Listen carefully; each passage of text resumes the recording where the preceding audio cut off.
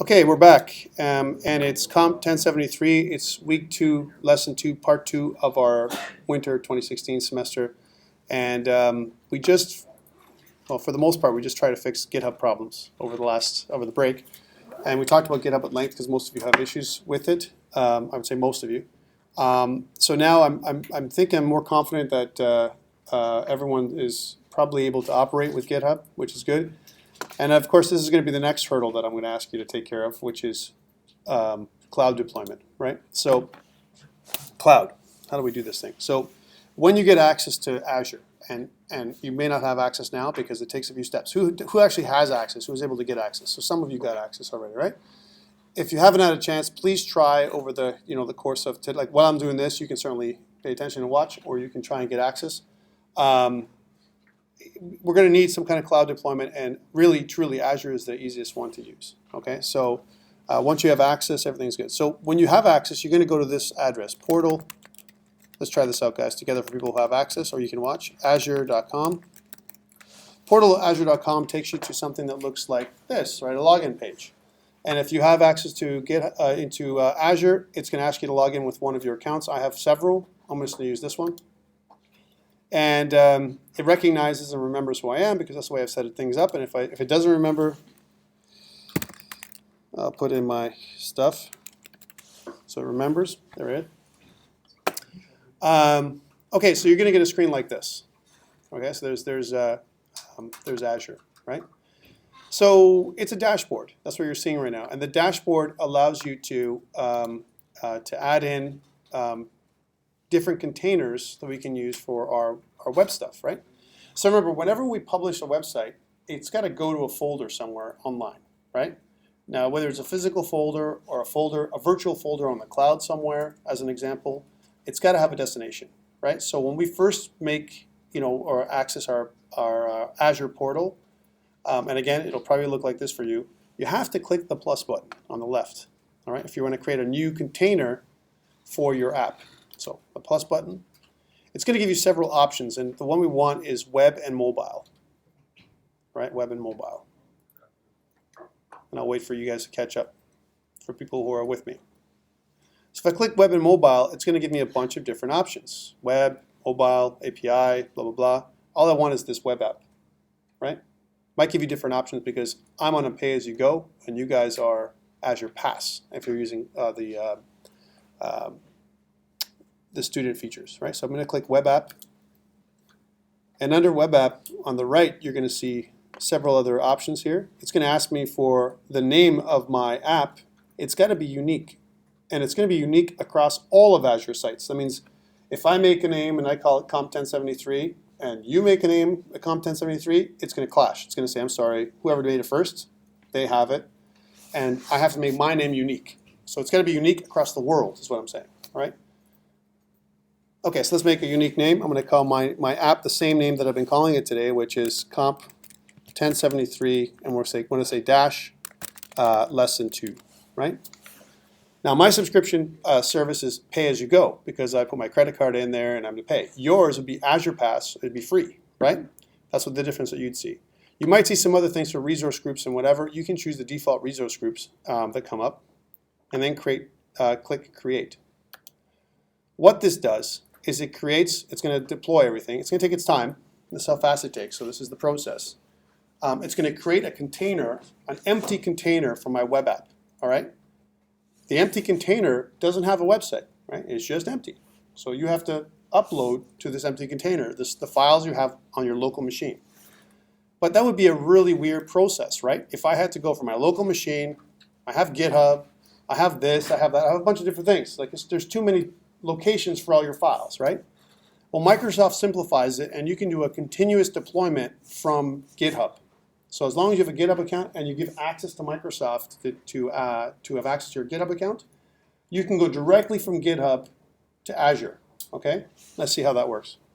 So now that you'll get to it when your container is completed, the creation of your container is completed. This COMP1073 lesson 2 container is what I made. Notice it gives you a URL. So this is the actual official website name now, right? Now it's empty. If I was to go there and check it out, you're going to get something that looks like this. right? The web app has been successfully created, but there's nothing there, right? Because there is no web app, right? Let's go back. So in order for me to put something there, I need to somehow upload it, right? So I'm going to go scroll down on the right here, where you're going to go to Publishing. And under Publishing, there's an option called Deployment Credentials and Continuous Deployment. All I want is continuous deployment.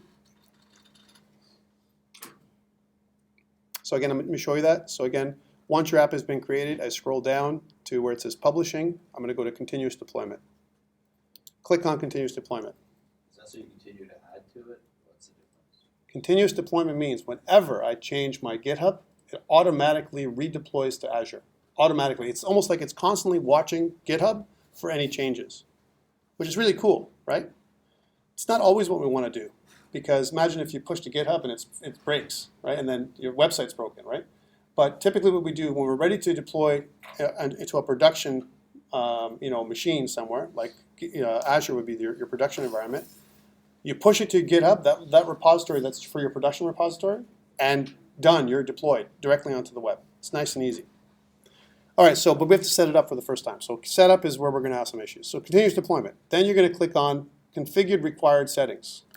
All right, now it's asking me where do I want to deploy from. And if you notice that it allows you to take files from a bunch of different kinds of systems. Like for example, your local Git repository if you wanted to. I don't recommend that one.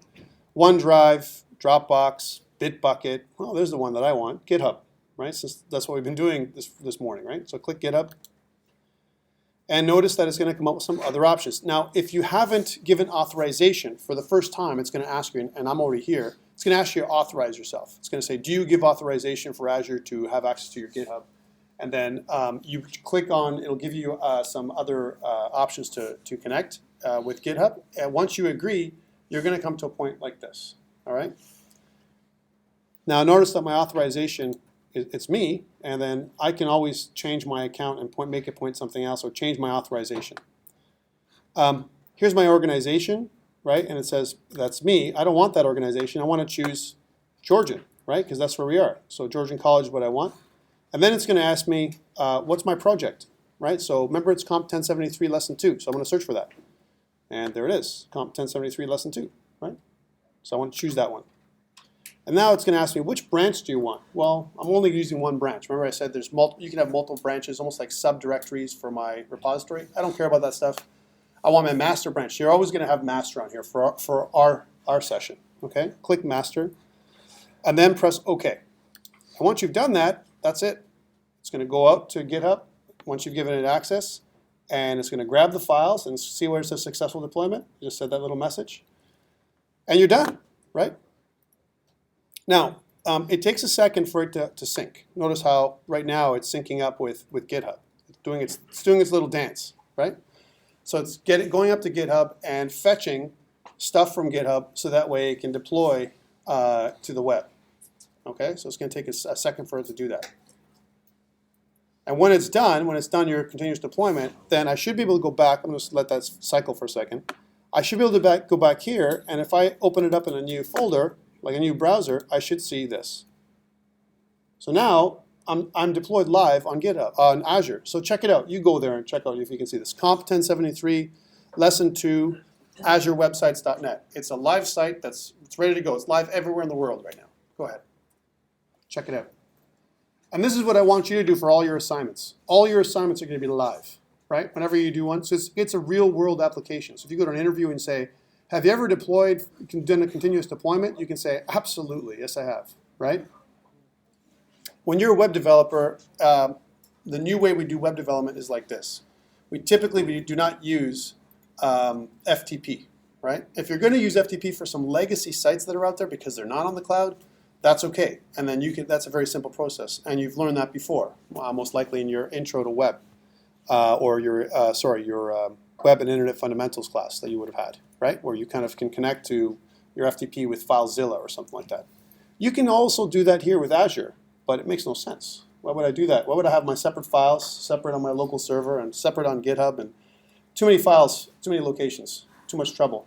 So continuous deployment is the new way we do things right from GitHub or from some kind of revision control system right into our cloud provider. That's how we do it. All right, so notice how it shows me my initial commit. Now, you probably don't believe me that it automatically does it, right? So I'll prove it to you, right? So let's go back into Visual Studio Code, and I'm going to make a change to this code because this is the stuff we're going to be talking about today, right? Notice how in my scripts folder, my app.js, there's nothing, right?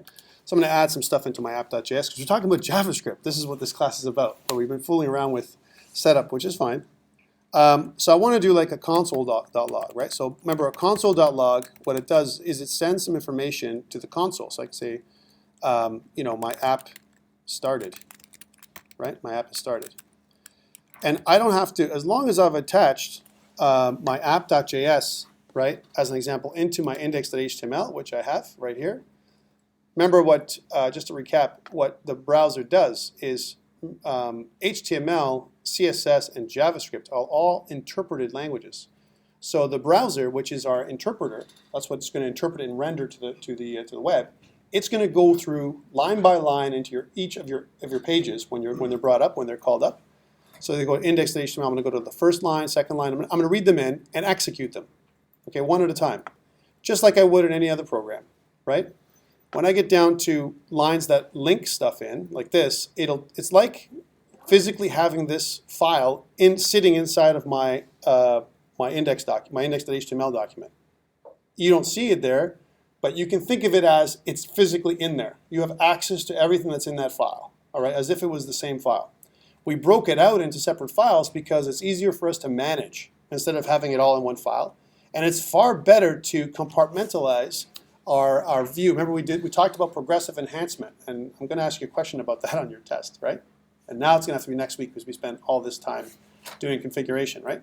So progressive enhancement says, if you read our first three PowerPoints that I kind of put up there last week, it says that we want to separate concerns. I want to separate my view from my logic, right? So my behavior is my JavaScript, my view or my structure is my HTML, and my presentation is my CSS, and I want to separate those three pieces up so that way I can control those pieces, have more control over those pieces, right? So that's what we're doing here. That's why we have them in separate files. So this is all of our CSS files. Notice we have one that's local in my content folder, and now my content folder shows that my app.css is just showing custom styles, right? So if I go back to my index.html, that's there, app.css. Okay, cool. So it keeps reading. It's my body tag. It reads my header tag. It provides a home link. I go down to some additional, it's my paragraph tag here. In my paragraph element, which is this whole thing, I have some text and so on. And then it finally goes to my JavaScript section, and it reads these in. It reads my jQuery library in, which I don't use right now, and my Bootstrap library, which enables Bootstrap to work, my CSS framework, right?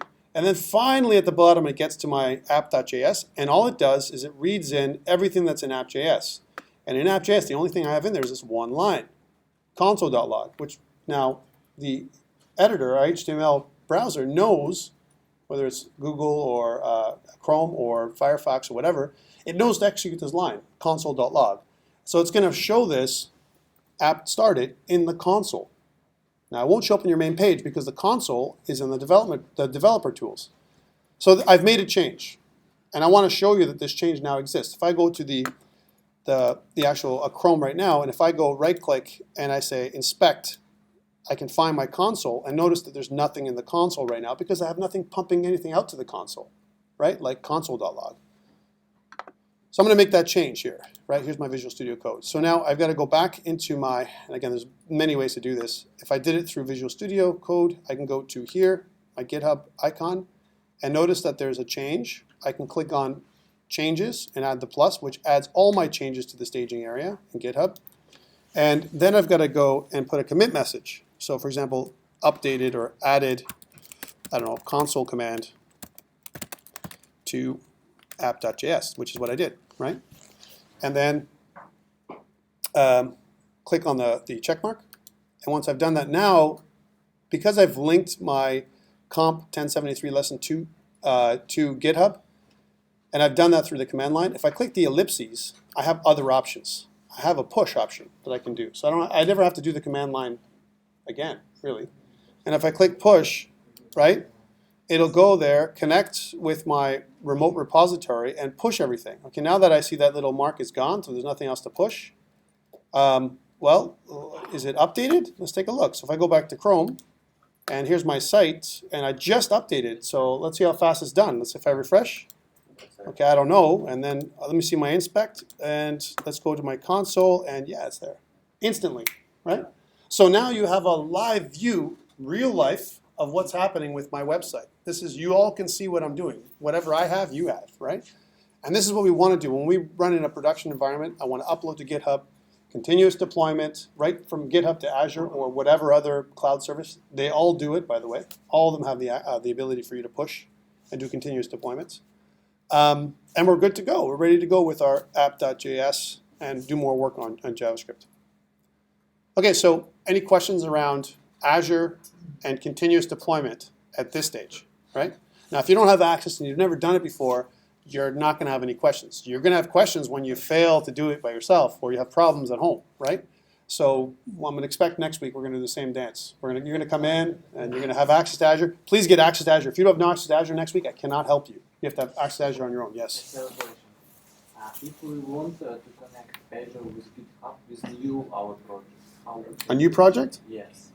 You can disconnect your deployment Yes. right now, right? Like if I go to Azure, there's some deployment options. And if you notice here, I can say, from a deployment perspective, see how up here you have disconnect? I can disconnect this GitHub deployment, this GitHub repo, and connect it to something else. So we cannot connect with two bots. No, you wouldn't be able to. You only have one source for all your files, right? Yeah.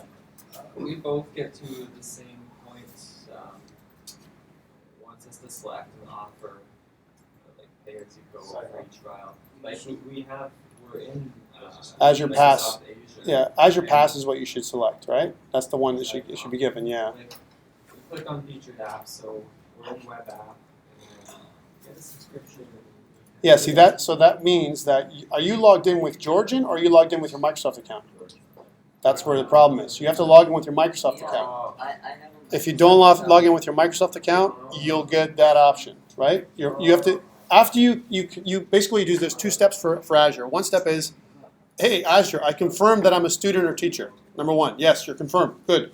Now, Azure, thank you for confirming me. Now I want to set up my Azure account, and I need a Microsoft account to do that, right? So I need to have an Outlook account, an Outlook.com, or Hotmail.com, or some kind of, or Live, one of those Microsoft accounts, and then you use that one for your credentials to log into Azure, right? And to set yourself up. If you set yourself up with your Georgian college, it will not work, right? You have to set it up with a Microsoft account. No, you're right. Yeah, it works there. Okay. Different setup. That's what it is. And if you're logged in already with Georgian, sometimes we have to go into another browser. Like, yeah, I know it's kind of weird, but it's only for the first time. Once you've done it the first time, again, from a setup perspective, you're good to go. As long as you got access to Azure, we can fix you. How do you unsign up from the Georgian? No, you're signed up, but you need to sign in with your Microsoft account. Okay. All right. So now, Okay, well, my credit cards. well, credit card's okay. It's not going to take anything from you unless you're doing something there, right? It's a problem, Tom, because I'm gonna get, you know, I did use this phone and I want to keep it for business, and now it's texted me and I get all this crap from Microsoft. No, you won't. Unless you say no, you won't. You can opt out of all that stuff. I didn't check it, but I guarantee you. Okay. I just got to move on.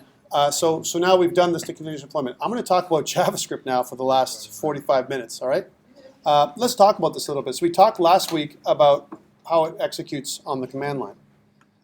Let's talk about a couple of them. I'm just going to minimize this thing. So we've got this one command, and I also talked about how we can add variables, right? Just as a review. So let's add a variable in here. Remember, as in any other language, variables hold or store our data, right? So if I do something like this, in order for me to set up a variable with JavaScript, I got to use the var keyword, right? And I'm going to kind of declare my variable as my variable. And again, remember I used camel case. Camel case means the first word in my variable name is lowercase, and the second word is uppercase, right? And then I can assign a value to my variable. Like for example, I can make it, I can ask, Tom, or I can put my name in there, or I can put in some other value in there. And the thing with JavaScript that makes people crazy, like I said last time, is it's loosely typed. Yes? Yes. I'll make the font bigger. In order for you to do that with code, you've got to go into Preferences. And if I go into User Settings, or I think it's Workspace Settings, there it is. Here's my font size. And my font size is 16. I'll make it 20. How about that? Just to make you happy. And then I'll save. And now it's bigger. Is that bigger? Better for you? Yeah. Okay. So let's just kill this stuff here, and we'll go into app.js now. All right, so this is my console log and my variable. Now remember, my variable doesn't have a type. My variable, what if I hover over it with Visual Studio? It says type any. And remember, what are the 4 or 5 types that exist with JavaScript? What are they? I'm going to ask you this next week. String, integer, float. No, float. You got a string, right? Yeah? Number, object. Almost. Remember Boolean object. How about null? How about undefined? Those are all values that you can have. You can have them. Those are all not just not values. They're actual types, right? Yeah. So definitely an object would be one. And the most typical ones are any. That's one. Any is actually a type, right? Boolean, number. There's no float. And string. Those are the main ones we're going to see all the time. And there's others, right? But those main ones, right, are the types that we have in are the simple data types that we have in JavaScript. We also have more complex data types like array, or we have a data type like that, okay? But arrays in JavaScript, just to let you guys know, are not just arrays like we normally know them in other languages. They're array lists, all right? So they have other properties than just a regular array. So it's like an array and an array list. And who knows what an array list is from C# or Java? Some people know. An array list is basically, it gives you additional methods attached to it. So you can actually add other things. You can use other things on the array. And you can use commands like push and pop and those kind of commands with an array. And you can't do that with an array typically in other languages. So again, an array in JavaScript is like an array list, and we're going to see that functionality. Okay, so but now we have this variable, and I can't really type it. I can't say, well, my variable is equal to a number, or my variable, whatever. Once I assign my variable, it automatically uses it as a type, and it uses something called type inference to kind of understand what type this variable is, right? And I can always change it, which is kind of funky too, which is bad from a programming perspective, right? But it's dangerous, let's say. So let's say an example. My variable could be, I could assign a number of 1. I can use the assignment operator. The equal sign is the assignment operator. And I could use this literal, which is a number literal, which is 1, and I can assign 1 to my variable. Now when I hover over my variable, notice how it moved from any to number, right? It's a number type, right? Okay, cool. What about if I go down here underneath my variable and I assign it? Can I do this? My variable is equal to Tom, right? Can I do that now, right? Remember, we're just talking in JavaScript. Well, it says, if I hover over it, it's giving me a little underline that says, hey, this type string is not assignable to type number. It'll complain in Visual Studio. It gives you some hints that say something's wrong here, right? But it won't fail. It won't fail. It'll fail silently, right? Which is, what was that? It's loosely typed, so it doesn't care. JavaScript, you can assign whatever type you want, which is really bad, right? This is a really bad form. So please, whenever you have an R course that we're doing, let's use one variable, one type, right? Because that's the way we should do it. To help us with that, when we program in JavaScript, strict JavaScript, we can use something called use strict. So at the top of your JavaScript file, you can put a command, use strict. Right? And what use strict does is it stops us. It gives errors on the command line saying something's wrong with your code. You shouldn't be able to do this kind of stuff, right? So please use strict every time we do any kind of JavaScript together. It's going to give you additional complaints, right, on the command line, which we want. We want JavaScript to complain if something goes wrong, right? Because if it doesn't complain, we can't troubleshoot our problem, right? And as we get towards the end of the course, if we have time and if we get to it, I'd like to try and talk to you about another way we can do that with a whole other superset of JavaScript called TypeScript, which will make you into like JavaScript superheroes, okay? But we can't get there until way later, all right? Like way later in the course, like near the end. JavaScript recognizes that as a command, Yes. even though it's a string. Yes. It's a special pre-compiler option that you can put in, right? So what you do is when the browser sees use strict in quotations on its own line, it knows that you're switching to strict mode. Okay, it's the only time you're going to see this kind of stuff. It's like a weird quirk in JavaScript. Yeah. It's case sensitive either way, right? Strict or not. It always is case sensitive. Yeah. Yeah, but use strict. It's not the case sensitive thing. It just makes it so that it'll error out on the command. When you actually run it, it'll give you some more errors, right? Which is good. We want errors when we make a mistake. Okay, so that's one thing you know about JavaScript. JavaScript is loosely typed. It's also case sensitive. And again, if I do this again from a scope perspective, we talked scope last week a little bit, right? My scope for my variable, this thing called my variable. Remember, my variable is a container. It's a storage container right now, right? The scope is the global scope because it's written here like this, right? I haven't compartmentalized it inside of some kind of closure like a function, right? So in order for me to make it local to the function, I have to wrap a function around it, okay? Now, you've seen functions before in other languages, like, for example, in C# or in Java, right? Have you guys done any other languages at all? C#, Java, PHP, anything? Yes? If you haven't, we have a structure that we use we can call, which is called a function. We can call this function, and the actual function itself, what it does is it creates almost like a code block that I can call up over and over again. I can reuse my code block that's inside the function, that's a named area that I can use over and over again. We're going to talk about that later on. But for now, this is the global scope. So when we declare a variable here on the root of my JavaScript file, it's the global scope, which means it's available anywhere in my document and anywhere in my application. And this is good and bad. It's good because I can use it. It's bad because I have to watch that I don't redeclare my variable somewhere else, right? Because otherwise it'll clash. Okay, if I use it one place and redeclare it somewhere else, it'll mess my variable storage up, right? We don't want to do that. Especially if I'm sharing files. If I grab a library from another source and I don't know what variable names they use, right? And if they also use the global scope, then my variable names and their variable names may clash, which is why we don't want to do that. Okay, but anyways, for now we have this.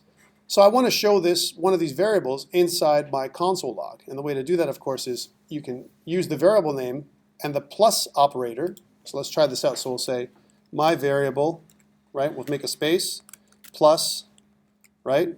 And then space, so we have a space between the my variable value, right? And the string literal, right? And it's going to concatenate these. It's going to smash these two things together. The plus operator, what it does is it takes the string and it takes the number, smashes them together, and makes both of them a string, right? So the number translates into a string or is converted into a string, right? Which can cause us some issues if you're not careful. Now, remember, what are we going to get here? What do you think we're going to get in the output if I do this? My variable plus app started. Tom space app started. You won't get 1 because we've redeclared the value for our variable, even though it's complaining. Let's see if we get any kind of errors in the command line if I've done this. So I'm going to save this thing and I'm going to run it. I'm going to run it locally here. So I'm going to right click and I'm going to open it up in reveal in Finder or on your Windows systems. It'll be revealing in Explorer. And if I double click on my index.html, here this is local, right? It's going to show me this, and if I right click and go to inspect, on the back end, right, I have Tom app started. Notice that it failed. It didn't fail anything. It just did what it asked to do, whether I redeclared it or not. It failed here. It told me, it gave me this warning here, even with using strict, right? It gave me a warning, but it's still executed. So this is bad, right? And what I want to try and do is kind of there's a couple of conventions we can use. Sometimes what people do is they use my variable, and they might say something like this. If I have a number or some kind of value like my variable, make it more descriptive. My variable doesn't really mean anything, right? Let's call it something else. Like, for example, my name. That might be more a valid identifier. So we'll say my name, right? Well, my name, a name probably is a string. You could even go as far as put again, my name string. That might be something to tell you what it is, right? You can name it like this as well. That's going a little bit too far from a JavaScript convention perspective, but people do it. And the reason why is because this way it identifies to the user, right, that it's a string, right? Even though you can still assign a number to it and it wouldn't complain. FYI, right? There is no typing here. It's just, you use it as you go. Here's a question for you, and I want to ask this question of all you guys and girls. If I leave the semicolon out, will Will it execute? Who says no? No? Yes? Yeah. Yes? I see yeses and nos. The answer is yes. It will execute, right? That's another problem, right? So I'm just telling you. So JavaScript, it's like says, you know what? Semicolons are kind of optional, right? You want to use semicolon, you can use semicolon. If you don't want to use a semicolon, that's okay, right? That's a problem. Why? Because if I put two commands, right, or if I don't, JavaScript is going to try to interpret what you're doing here, right? So if it sees variable myString on the same line, like this right here, see, look, there's no semicolon here, right? And normally in other languages, it would scream, it would go, you know, Tom, what are you doing? It's a syntax error, right? Not so in JavaScript. Let's try this out and see what happens. So I'm going to save it, and I'm going to go back to my Chrome here and refresh, and then, oh, what's happening here? And it says this. It says anonymous function app.js, and it says my variable is not defined. Why? I'm using useStrict. Because I put useStrict on, it does that. Let's take useStrict off and see what happens. So I'll take useStrict away and try it again. Oh, wait. Let me go back. Sorry, I made a mistake. The reason why it's not finding my variable because it doesn't exist. I meant to do this, right? My name string, right? Let's try this now. Sorry, let's try this now, and let's see what happens. Refresh. Hey, undefined app started. How come it's undefined? Because if I go back up here, if I go back to here, my name string, well, I haven't added a value to it, right? It doesn't know that it's Tom, right? I haven't assigned anything, so let's assign something. Tom. Right, and no semicolon, okay, save, and let's try it again, and refresh. Oh, Tom app started, right? If I want to be more specific and be more realistic with how I would say this thing, maybe what I want to do is Tom, apostrophe S, Tom's app started, right? S. Now, it wouldn't work for all names, but for me, yes. And let's see how this would work. So I go back to Chrome and refresh. And Tom's app started, right? So, but I didn't use a semicolon, and even though I got useStrict, it doesn't care, right? So, do you need semicolons? They're optional. Should you use semicolons? Absolutely, because it makes it more understandable for the interpreter. It's going to go through your lines, and if something goes wrong, it's because you forgot to add a semicolon or something like that. That's on you, right? So please add semicolons at the end of every line. That's just part of the stuff. The semicolon terminates the execution, the line of execution, okay? So that's kind of required for us in JavaScript, right? Okay, cool. So we have numbers and whatever, and so we've done strings. We can also do conditionals, just like we've seen before. And who knows what a conditional statement is? Anybody? This is like basic programming 101. No? If, right? And who's not ever done an if statement in their life? Anybody? That's okay. If you've never done an if statement in your life, no, thank you for that.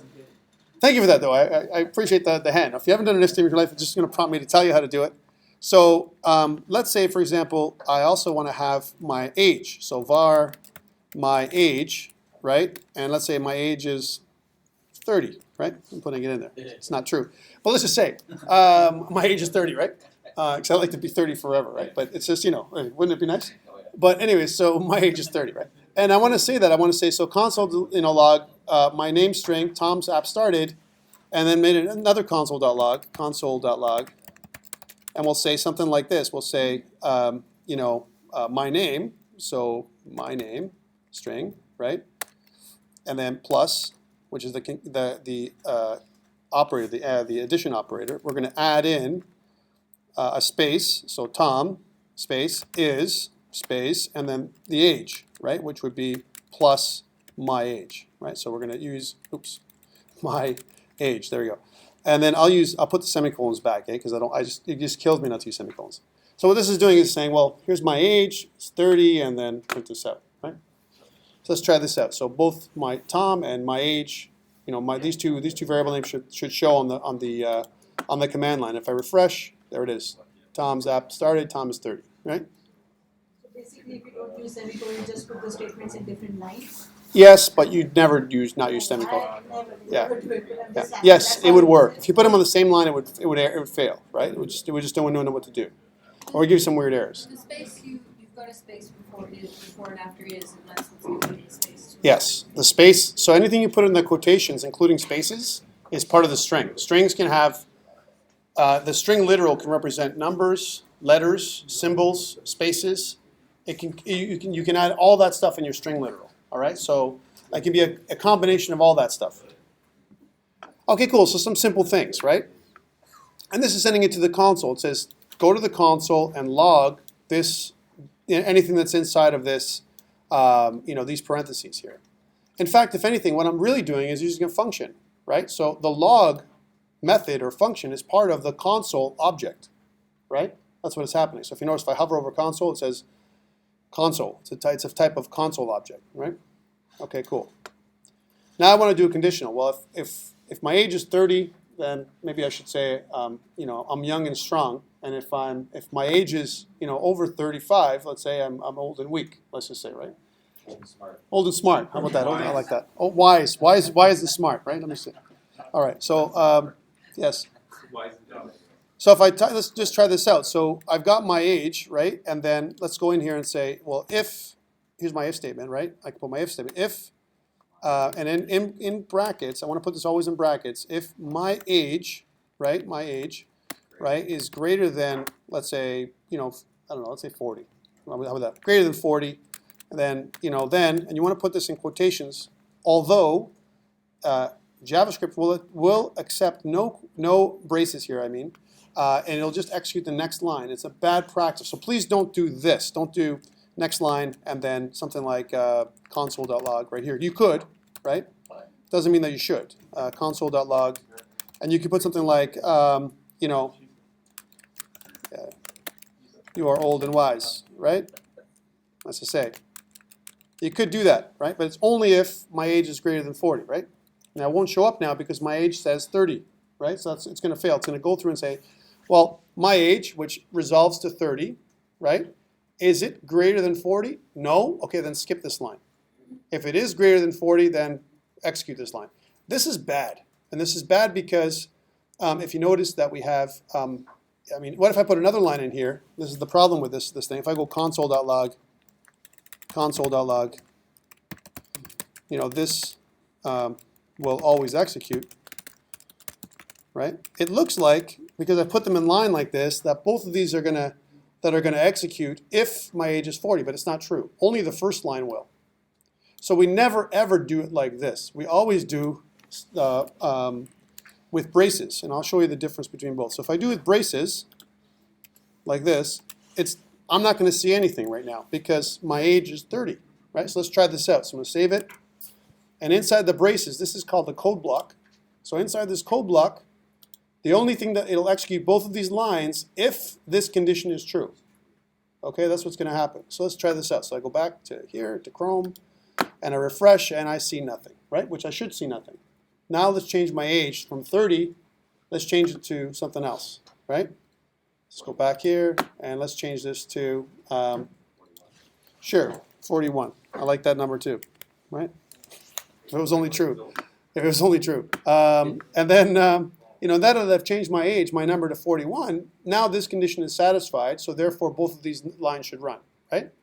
Let's check this out and check and see if it's true. So refresh, and now you are old and wise, and this will always execute. Well, that's because it's inside of these curly braces, which is part of my code block, right? Well, what if we take the curly braces away? Let's see what happens. So let's take the curly braces away, and we'll just take them away, and it'll still work this way, by the way. But it's an illusion the way I've set things up. I've written it this way, but really what's happening is this whole thing is one line, and this is another line, without the curly braces. That's how JavaScript interprets it. So that's dangerous. That's why we never put it like this. We always use curly braces. Okay, let's check this out. Now I'm going to go back to 30 again to show you what I'm talking about. And it should fail, right? So my age is greater than 40 is false, so therefore it won't do this. And if you've written it like this, you might even think that this isn't going to execute, but actually it will. Let's run it and see what happens. This is not related to the condition above. Correct, because they're two separate things. Without the curly braces, they're two separate executable lines of code, right? With the curly braces, these two things become a code block, and they execute together, okay? Let's check that out and see if it happens. So I refresh, and then, this will always execute, but I don't get you are old and wise because this condition isn't satisfied, which is only these two lines. So that's why the semicolons are really super important, because the semicolons separate our lines of execution, A, and and B, it's kind of ugly to not have it in there. If you're a programmer, you'd understand that it's bad. So we always want to use curly braces. Curly braces are something we want to kind of use to indicate to JavaScript that anything that's inside the curly braces is a code block. And if the curly braces immediately follow a conditional statement like this, it says, hey, if this conditional statement is true, then execute this code block. That's what it means, right? Execute anything that comes after it. All right, so let's get rid of this line because that's not always going to execute anymore, right? What about if it's not true? So if I'm not 40, it's not greater than 40, and somehow I'm less than 40, right? That's okay. And remember, it's greater than 40. That means if I'm 39, it will fail, right? If I'm 40, it's going to fail. It's greater than 40. If I wanted to make it so it's 40 or above, I can use greater than or equal to, right? So it's greater than or equal to. That's how you read that. Greater than or equal to 40, then this will execute, right? Let's leave it at greater than 40. So else, if I put an else statement directly underneath this one, what else means is this. It's part of the same statement. My if statement and my else statement kind of go together, right? So you read it like this. If this condition is true, then execute this line. And else, if this condition is not true, then do something in here. And what I'm going to do in here is, well, you're young and strong, right? Well, that's what we said. The one behind you. Yeah, no, that's not. You are young and strong, right? There we go. So that's what's going to happen. So now, if you notice, these two conditions are mutually exclusive. You can only be one or the other, but not both, because it's if this or this, not both. You can't do it. It's if or else, right? That's a conditional statement. All right, so let's try this out now. So now I'm still 30. It's going to say, well, this is how it should be. Let's run this through. We're going to say, well, if 30 is greater than 40, well, that's not true. So then it's going to run this one. You are young and strong, right? That's what we expect to do. Let's go back here and refresh.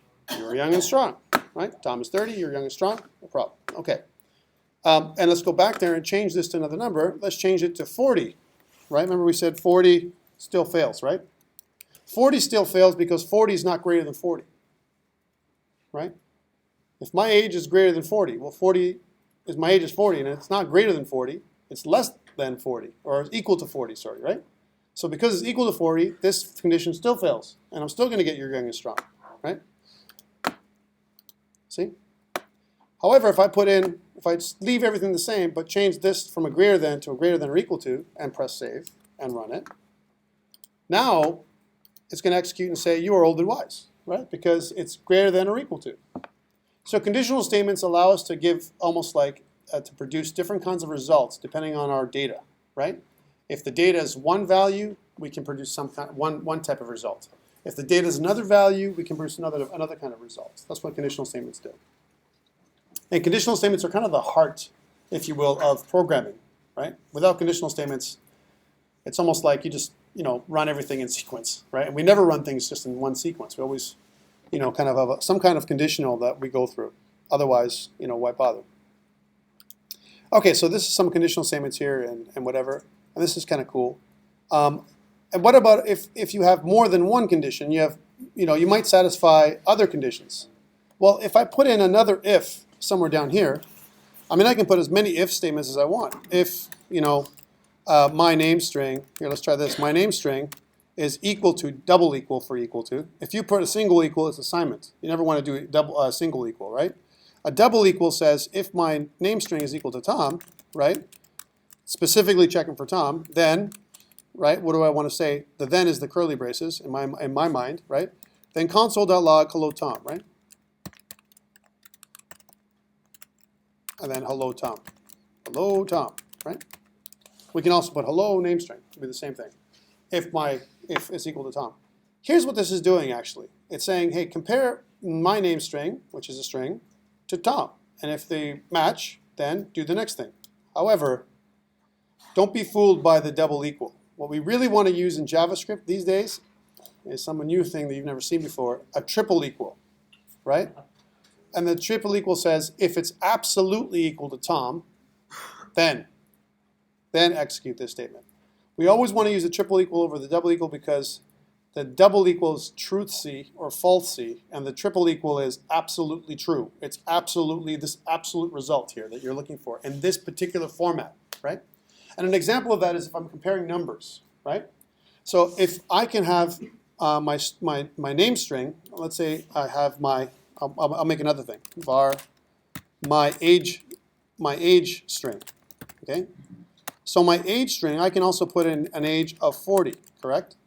Now, here's a question for you. And if I compare my age string to my age, right? And let's try this down here. If I said if my age, right, is double equal to my age string, right? Then, now it's showing me there's a problem, right? But I can still do it, right? If my age is equal to my age string, then say, something like, we'll kind of put in there, hello problem, right? Because that's a problem if we can do this, right? Because I'm comparing a string literal to a numeric literal, and that should be false, right?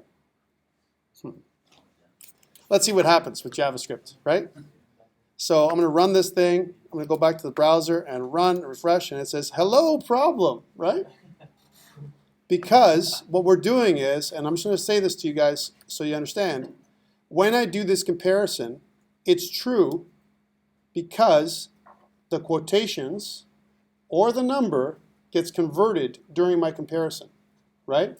Now you're getting a weird thing going on, right? Where it'll work, but you don't want this thing ever to work. You want this never to work, right? This is wrong, right? So the way to fix that is if with a triple equals, right? This says if my age is absolutely equal to my age string, it has to be the same type and the same data, right? Then you can do this, right? Now it's going to show no problem, right? Because there wouldn't be anything like this. And else, we can put an else statement in there saying, and again, I usually put it on the next line, else, console.log, and then there's no problem, right? Let's try this out, right? So I'm going to go back here and refresh, and now there's no problem anymore, right? Because this will fail with triple equals. So whenever you see triple equals, and online you'll see double equals and triple equals. Double equals, it's okay to compare double equals. If you're really strict with your coding, it's good. If you're not sure, and if you want to be absolutely true, you want it to fail 100% if it's not the right value, triple equals. And we use triple equals more often now than not. Okay, that's the way to go. Yes, you have a question? Yeah, what if you, I have a question.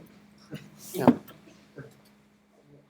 What if you set it, my age equal to my age string, and then you count log that variable? So say that again. So what if you set if my age is equal, you use the assignment equals? In here, if my age equals? Yeah. Oh, it'll always be true. It will, Yeah, so if I go one of these. but then you count log one of the variables. What variable? Doesn't matter. My age is always going to be now equal to my age string. When I do this, I'm assigning. I'm saying, take the value of my age string and put it into my age. And you know what? And then if I do an if statement, it's always going to be true because now it's true. Yeah, you assigned it. So it's always going to give you a true answer, right? Yes? The question is when I'm comparing my age is triple equals to my age string, it's showing an unexpected error. That's good. It should. Unexpected error is a good thing. If you're doing, that's good. It's got an underline, right? This underline is showing what this is, and this is what you should be seeing at the bare minimum. It's wrong, right? And actually, this assignment statement inside my if statement, that's wrong. We should never do an assignment inside an if, or else it's always going to be true, and it's always going to say hello problem. Let's try this out and see what I'm talking about, right? So if I do this, it's going to say hello problem, right? Because it's a problem, right? Here it is, right? It's always going to be true that if I assign one thing to the other. If I assign thing, so did you assign thing to the other? Yes, you did. Okay, it's true.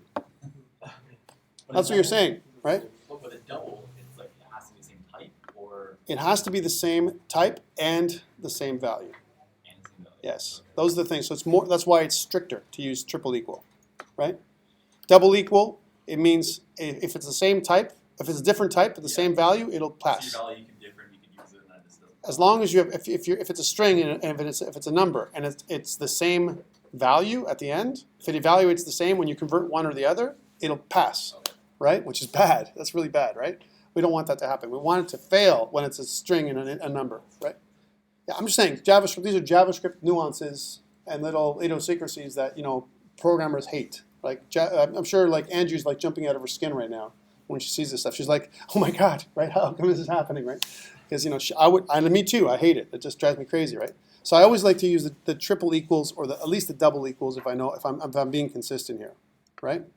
Okay, so now we've talked about if and else, but there's also if else or else if, right? So we can try that in. So let's say if we said else if, we can compare. If I say, well, we'll take this problem away because there's no more problems, right? So it's not, if my name is not Tom, it's something else. So let's say else if, and I can put it on this line if I want, my name string, right, is exactly equal to Anju, right? Let's say she's in the class. Then I can run another thing, console.log, right? You try this out too, guys. Hello Anju, right? With an exclamation mark because she's a guest, right? And then else, I can even put an else in there saying console.log, hello stranger, right? Hello stranger. So I don't know who you are, right? Oops. There we go. So right now it's Tom. I want to change this to Anju right in here. And then let's, drop her age down to where it should be, like something like, 32, right? Anju? 32, you like 32? Okay, there we go. And then, we're good like this. And if I run it right here, and if I just refresh the site here, it says, hey, Anju, app started. Anju is 32. You are young and strong. And hello, Anju, right? These are all good things. It passed all those tests, right? Questions around this about if statements and if else. These are, academic, kind of straightforward. If you've never done if or any conditionals before, this is how you do them. And I'm also showing you some nuances about JavaScript and how it fails. Remember the double equal, right? It's same thing with if you're doing things like not equal to. How do you do not equal? What? Exclamation equal, right? Well, that would fail for certain things. So you want to do exclamation double equal, right? So that's like the triple equal. Correct. Yeah. That's the triple not, right? So please be aware that those are different things that we use here. Okay, one more thing, and then we'll stop for the day. We're kind of behind, but it's okay. We'll catch up. So I have this stuff here, but I want to run a function. So let's make it so that I don't want to run any of this stuff here unless I call my function, right? Even this stuff here, my string, blah blah blah blah, all this stuff, right? So first of all, what is a function? Well, a function encloses all of my executable lines of code, right?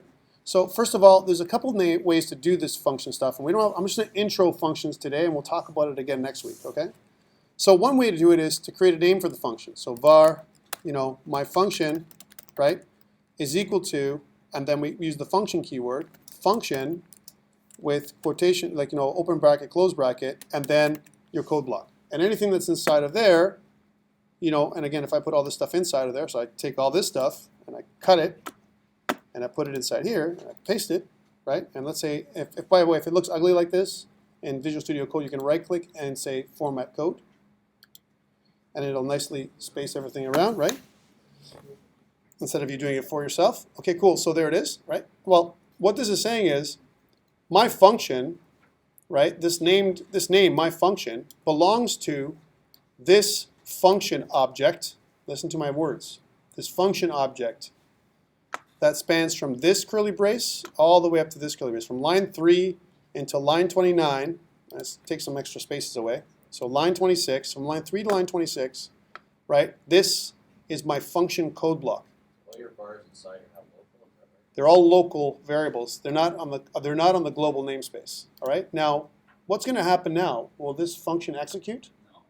Why? It's called I have. One program within my function. Right. I haven't called it. Right. And the way to call my function would be at the bottom somewhere, which is the right way to do it.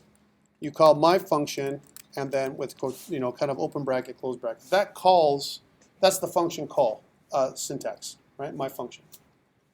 All right, now let's see what happens. So any changes here? If I kind of refresh this site and go back to inspect, I can see that on the console it's the same, right? And what about if I take away my function call? So I go back to my function call and just wipe this away, or I comment it out. And in JavaScript, you can comment out things by pressing the double /. The other way of commenting, again, in C#, so double forward slash is one way, and the other way is I can use forward slash star, and then on different lines, star, star, forward slash, and then that's a comment, right? So I've commented it out, right? And then let's see what happens. Notice it goes green, right? I go back to this, and let's see if I refresh. I get nothing, right? Because I haven't called my function. Well, here's something, and this is where I'll leave this little tidbit with you so it boils your brain when you're gone, right? Okay, let's try to check this out. Here's my index.html, right? I execute this code right here. This is the code. But what if, in the body tag, I add in an attribute called onload. And in onload, I call my function, right? Like that. Will it execute now? It'll execute. When my body's finished loading, so my body's done loading, all the structure for my body's done, it's going to kick off that event handler, and it's going to use my function as a callback function. So my function will execute when my body, the stuff inside my body tags, this whole body element, when it finishes loading and rendering, then it's going to execute my function. That's what it does. Let's see if this works now. So save and refresh. Now it's back, right? All the data is back again. Okay. One more, and I swear I'll let you go. All right. Okay, so let's take this away from here. This onload function, and I want to do something that's a little different. I'm going to show it to you. I'm not going to refer to it until way later in the course, but I'm going to show you there's another way to do it, which is really confusing to some, but I want to show it to you just in case you see it online, right? Just in case you're looking at code or whatever, right? So I've got my function, right, and I want it to execute automatically, right? How do I do that?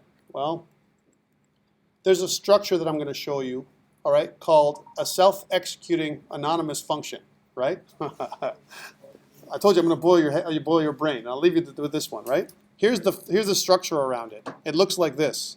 Open bracket. Follow me here. Function. So it's an anonymous function that has a code block, right? And at the end, we execute it automatically. That's the syntax. So inside my code block, right, anything that's in there is considered to be closed.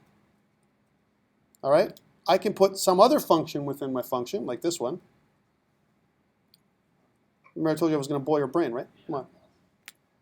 Okay, so here's your boiling of the brain, right? Put it inside there, and then I format the code.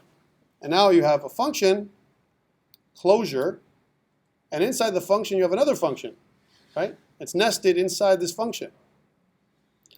And what this is doing, I'll tell you, what this is doing is this is considered a self-executing anonymous function, so which means I don't have to call it. It calls itself. And you can't see it's a No. Here's what it looks like. So I don't have anything in my index.html. There's nothing in the body tag. And I'm not calling the function because, look, in my app.js, I'm not calling it, right? I'm not calling it still. I'm just, when I use this syntax down here, when I've copied it in, it automatically executes anything that's inside of here as if it's its own file. Let's try this out and see if it works. By the way, a little advanced, but I want to introduce it to you because you're going to see it out there and you're going to go, what the hell syntax is that JavaScript that Tom hasn't taught us? It's advanced, but it's going to work. Let's see. recognize it if you wanted to work backwards from seeing? Didn't work because there's nothing calling it. Huh? How would you work if you knew that it was self-executing? How would you look backwards in your code? I guess you I'll show it to you after. But it didn't work because even here in my self-executing function, it's got a function within my self-executing function. So in order for me to make this work, if I call it out here, and I'm going to put it out here, right? Well, my function doesn't exist in this namespace because my function is inside that self-executing code, right?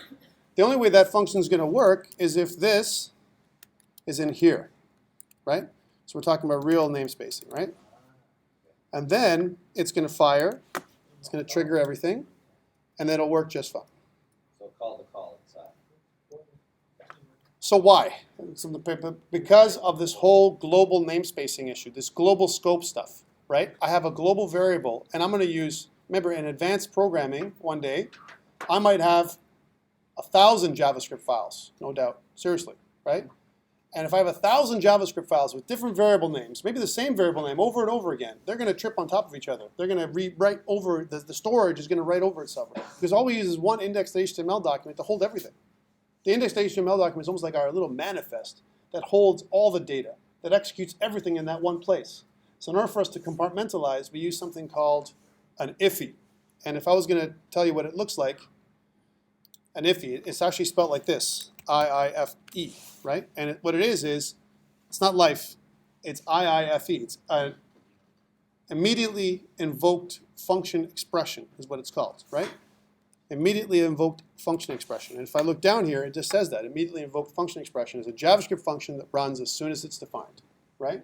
And you'll see this structure more and more as you get into programming. I'm introducing it to you now because you're going to see it later.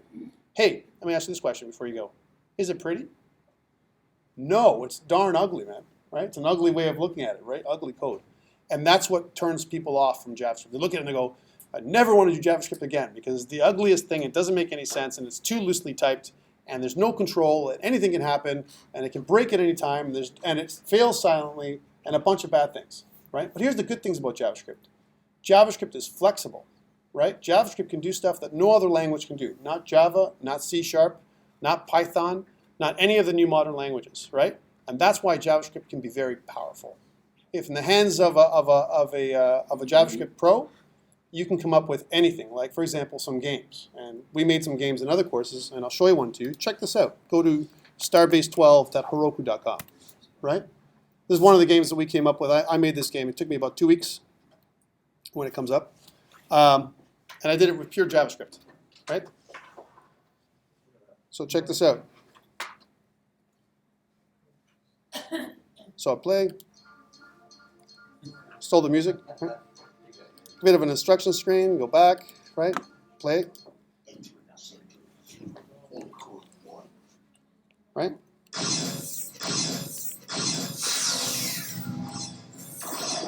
Right? So all those things, I'm not going to go into too much into it, all those things that you just saw there, all that graphics, is all the stuff that we can do with JavaScript, right? And we can do that with JavaScript by understanding how you compartmentalize. You're laughing, but how you compartmentalize everything, all your pieces, right? And by the way, there's only one index.html in this thing, and there's only a slight bit of CSS. Everything else is JavaScript. Right? It's 100% JavaScript, and it's cross-browser. It'll work on any device. That's another really good thing about JavaScript, right? Any platform, right? It takes a bit of time to get there, right? It's not something that I expect you to do in this course, right? But you have to get there. There's got to be some steps for how we get you there. And it's understanding the nuances of what's really, really good with JavaScript and what really sucks, right? And I can try and get you over the sucky part. I want you to not do the sucky stuff, right? Like use triple equals instead of double equals. Use strict all the time. These are things. Make sure you watch your variable names so they're contextual, so they make sense, so they're human readable. You look at them, I know what this is. Don't use I's and X's and Y's and Z's in your variable names. They make no sense. And if another programmer looks at them, they're going to go, wow, this other programmer sucked. He or she was terrible. I don't know what they're trying to do here, right? I'll leave you with that thought. Let's get back together next week, and we'll talk more in terms of the DOM. Online on Blackboard, you'll see that there is another PowerPoint for this week's teachings, right, that we didn't get to. It's called Accessing the DOM, and it talks about how to manipulate data content inside your HTML document. Okay? Just want to ask you if the code is right here.